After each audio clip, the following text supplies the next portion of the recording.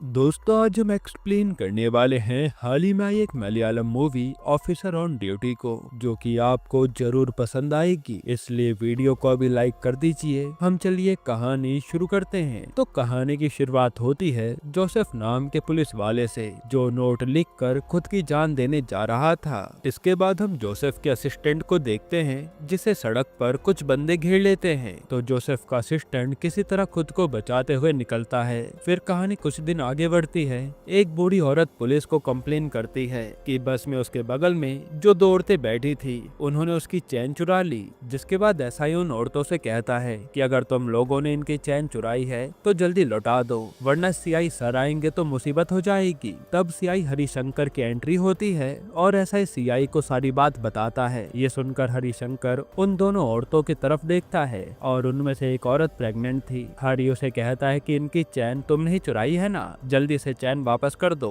औरत कहते कि नहीं सर, मैंने चैन नहीं चुराई। ये सुनते ही हरि उसके साथ थोड़ी शक्ति करने लगता है और अपने स्टाफ से कहता है कि तुम लोगों को इतना भी समझ नहीं आता। ये औरत शकल से ही चोर लग रही है। फिर थोड़ा और डराने से आखिरकार वो प्रेग्नेंट औरत चोरी कबूल कर लेती है और उस बूढ़ी औरत को उसकी चैन वापस कर देती है। यहाँ हमें पता चलता है कि हरि पहले डीएसपी था, लेकिन किसी वजह से उसे डिप्रमोट करके सीआई बना दिया गया। खैर, अगले सीन में एसआई आकर हरि से कहता है कि सर, आपको उस प्रेग्नेंट लेडी के साथ शक्ति से पेश आना नहीं चाहिए था, उसे कोई मेडिकल इशू हो जाता तो। हरि कहता कि अब तो मुझे सिखाओगे कि मुझे मुजरिमों से कैसे पेश आना है। तब ऐसा ये सब डीआईएसपी शाहुल को कॉल करके बता देता है, जिससे शाहुल हरि को कॉल करके उसे समझाता है कि उसे ऐसा नहीं करना चाहिए, क्योंकि ऐसे में उसकी नौकरी भी जा सकती है और पहले ही उसका डिप्रमोशन हो चुका है। इसके बाद हरि पुलिस स्टेशन के सारे स्टाफ को इकट्ठा करके उनको डांटने लगता है कि यहाँ की बातें डीएसपी को कौन बता रहा है। तुम लोग मेरे अंडर काम करते हो तो समझ लो, इधर की बातें उधर नहीं होनी चाहिए। यहाँ हरि को कहीं ना कहीं पता भी था कि ऐसा ही नहीं ये काम किया होगा,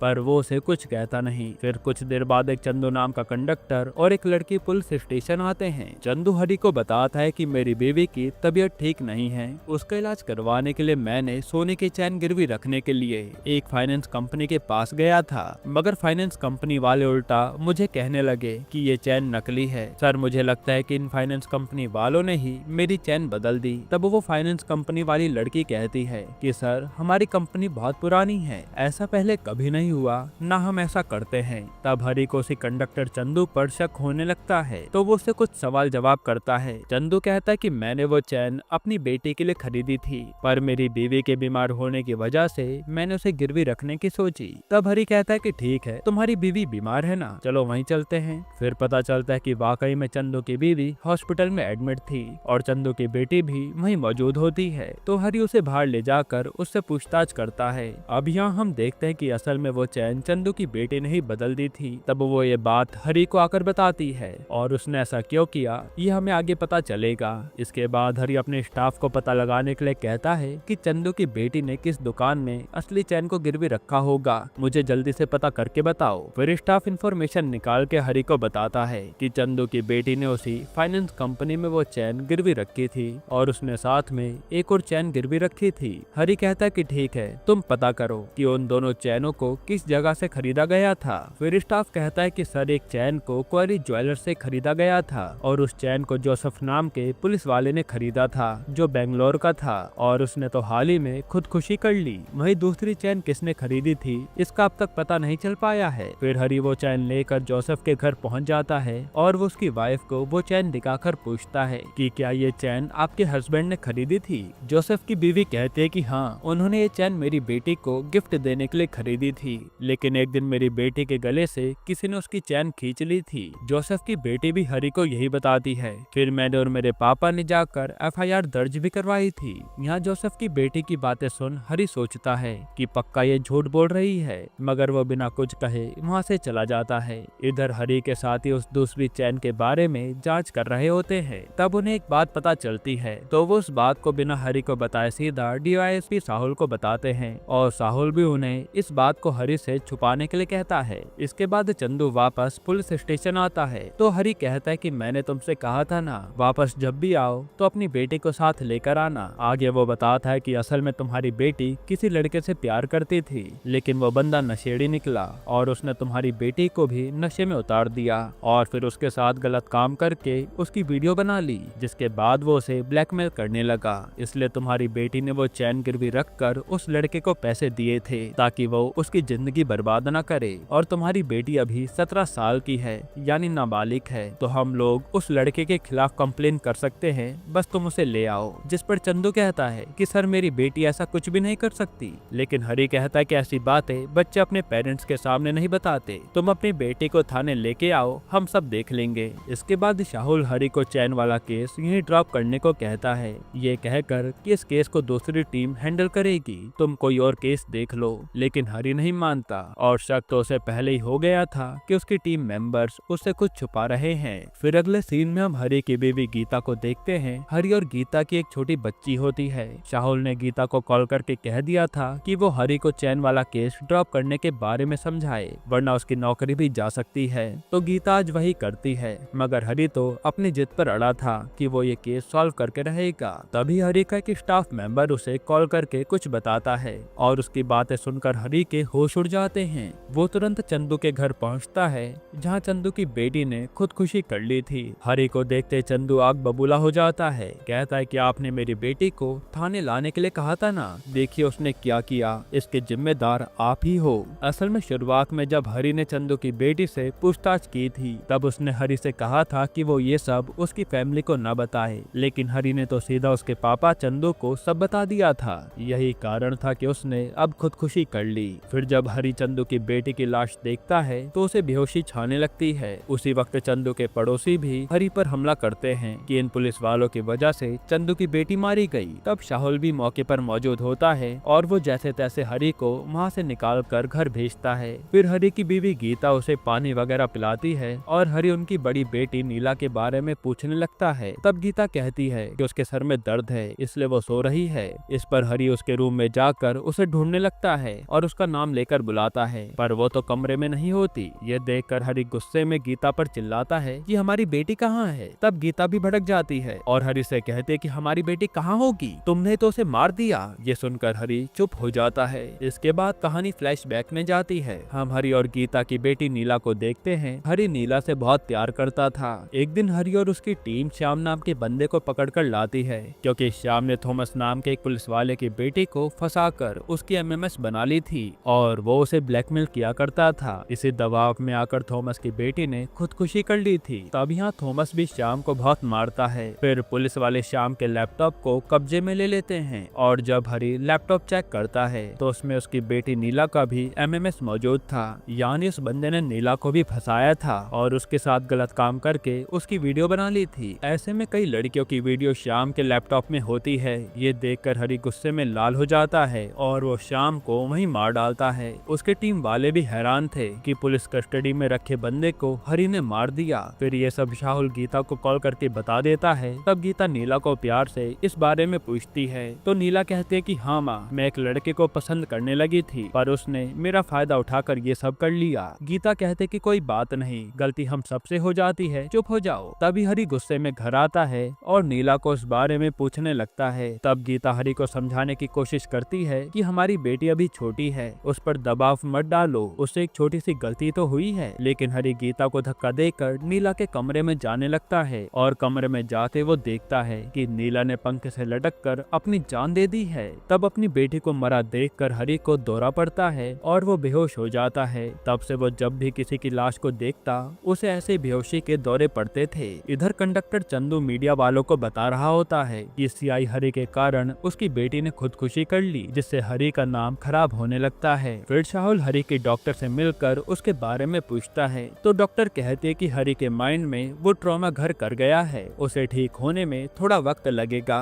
इसके बाद गीता हरी से कहती है कि तुम्हारी वजह से मैं अपनी एक बेटी खो चुकी हूँ, अब दूसरी बेटी को नहीं खोना चाहती, इसलिए हम लोग अलग हो जाते हैं, हमारे लिए यही सही होगा। जिस पर हरी कहता कि वो मेरी भी तो बेटी है, पर गीता उससे अलग होने का फैसला ले चुकी थी। फिर हरी थॉमस से मिलने जाता है जो जेल से रिहा हुआ था। असल में जब हरी ने श्याम को मारा था तो थॉमस ने उसका इल्जाम खुद पर ले लिया था और उसने हरी से कहा था कि मैं तो रिटायर होने वाला हूँ, आपको तो करियर पूरा भी बाकी है। खैर हरी को देखकर थॉमस की बीवी को अच्छा नहीं लगता। जाहिर सी बात है, जिसकी वजह से उसका पति जेल गया हो, वो इंसान उसे कैसे अच्छा लगेगा। लगेगा। फिर उसी रात 5 लोग थॉमस के घर आते हैं, Christy, Satya, Selina, Anna and Lens, और थॉमस की बीवी से कहते हैं कि वो उसकी बेटी के दोस्त हैं। पर थॉमस को पता था कि उसकी बेटी के ऐसे कोई दोस्त नहीं थे, इसलिए वो उन्हें जाने को कहता है। लेकिन वो 5 लोग थॉमस को मारने लगते हैं और उसे एक जूस पिलाकर मार डालते हैं जिसमें जहर मिला हुआ था। असल में ये लोग शाम के फ्रेंड्स थे जो थॉमस से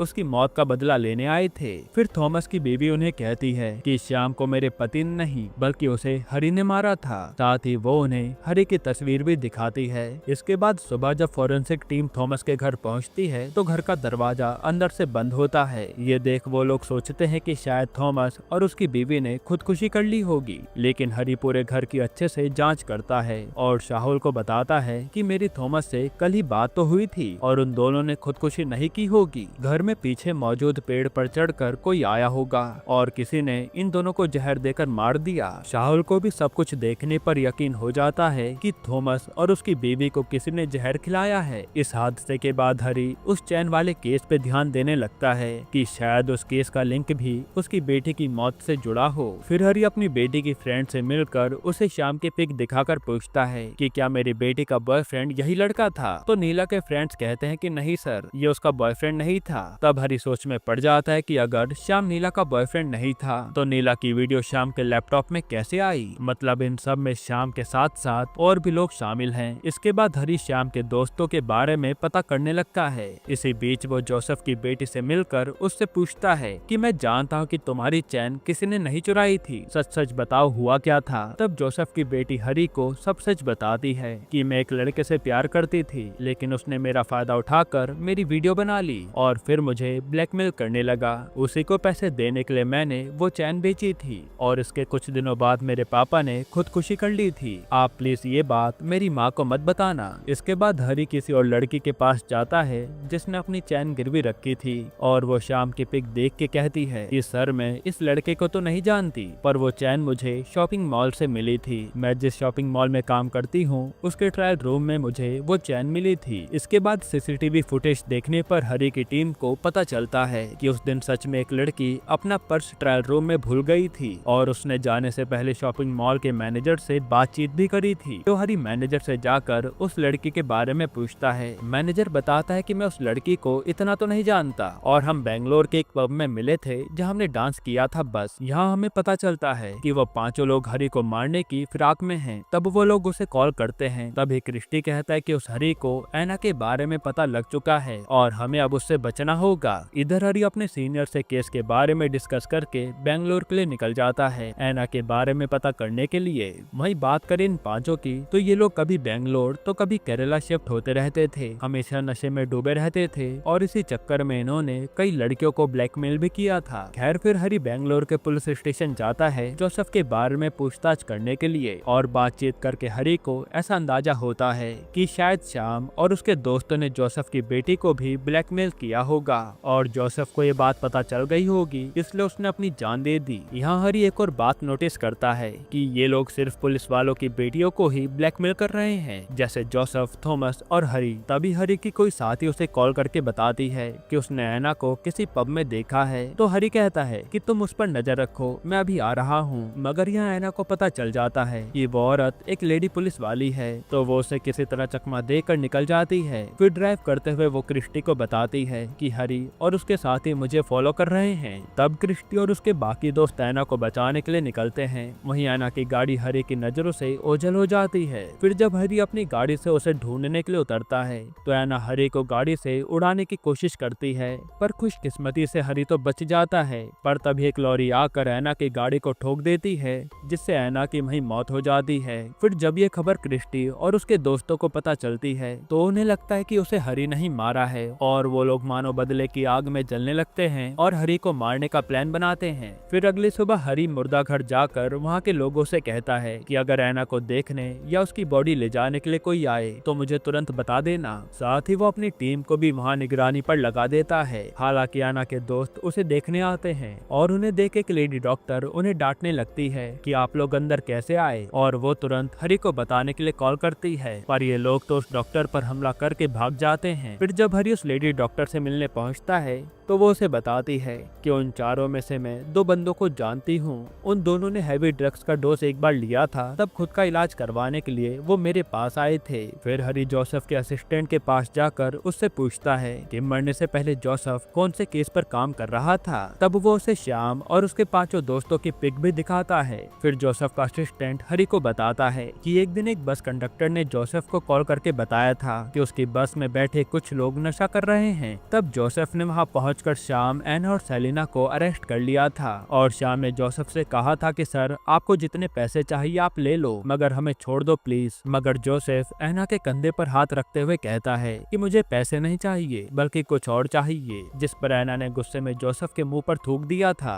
तब जोसेफ ने श्याम को गाड़ी में लॉक कर दिया और फिर एना और सेलिना को जंगल में ले जाकर उनके साथ जोर जबरदस्ती की। उसी दिन से श्याम और उसके दोस्तों ने जोसेफ की बेटी को फंसाया और उसकी वीडियो बनाकर उसे ब्लैकमेल करने लगे। जब जोसेफ को ये बात पता चली तो उसने अपनी जान दे दी। अब प्रेजेंट में हरी कंडक्टर चंदू को बुलाकर उसे श्याम और उसके दोस्तों की फोटो दिखाता है और उससे उस दिन के बारे में पूछता है कि उस दिन हुआ क्या था। दरअसल उस समय भी बस का कंडक्टर चंदू ही था और चंदू कहता कि मैं उस समय अपनी बेटी से वीडियो कॉल पर बात कर रहा था। तब कुछ पैसेंजर ने आकर मुझे बताया कि बस में कुछ लोग नशा कर रहे हैं। फिर मैंने उन लोगों को रोकने की कोशिश भी की तो वो लोग मुझे ही मारने लगे। तब मैंने जोसेफ सर को इस बारे में कॉल करके बताया था। फिर हरी चंदू से कहता है कि तुमने उस दिन पुलिस को कॉल किया था, इसलिए वो लोग अब पुलिस वालों से बदला ले रहे हैं और उन्होंने तुम्हारी बेटी को भी अपना शिकार बना लिया। लेकिन चंदू को तो उसकी बात पर विश्वास नहीं होता। फिर अब हरी सोच में पड़ जाता है कि आखिर उन लोगों ने मेरी बेटी को ब्लैकमेल क्यों किया था। तो हरी शाहुल से कहता है कि तुम गीता को श्याम और उसके दोस्तों की पिक दिखाकर उनके बारे में पूछो, शायद वो कुछ जानती हो।